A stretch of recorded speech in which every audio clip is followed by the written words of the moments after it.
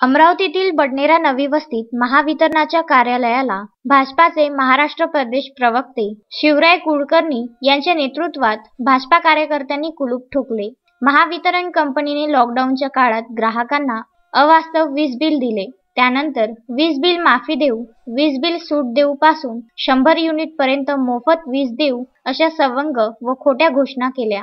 त्यामुळे ग्राहक सवलत मिळण्यासाठी वाट पाहू लागले।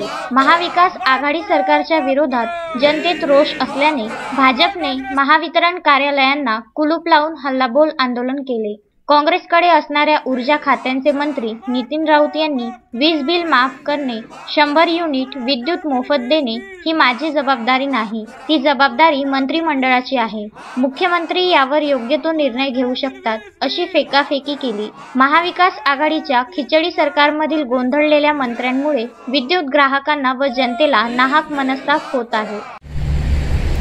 कोरोनाच्या काळामध्ये लोकांचे व्यवसाय ठप्प असताना आणि लोकांचा कुठलाही रोजगार नसताना, सगळा कारभार ठप्प असताना जे काही विजेचे बिल या महाराष्ट्रातल्या महाविकास आघाडी सरकारने दिलेले आहे ते नियमित बिलांपेक्षा 4 पट 5 पट बिल जास्त आहे।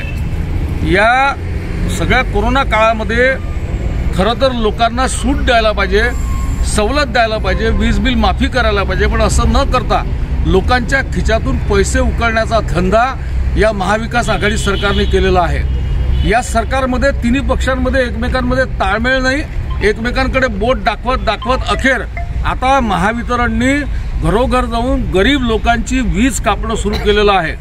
आम्ही सरकारला सांगू इच्छितो की जनतेच्या खिच्यामध्ये पैसा नाही, तुम्ही हे जे सगळं वागता आहे हे प्रेताच्या टाळूवरचं लोणी खाण्यासारखा अत्यंत निंदनीय आणि अश्लाघ्य प्रकार आहे। त्याच्यामुळे आमची सरकारला विनंती आहे की एक तर त्यांनी वीज बिल माफ करावं आणि जर त्या वीज बिल माफ करणार नसतील तर त्यांनी महावितरणच्या कर्मचाऱ्यांचे विमे काढून ठेवावे।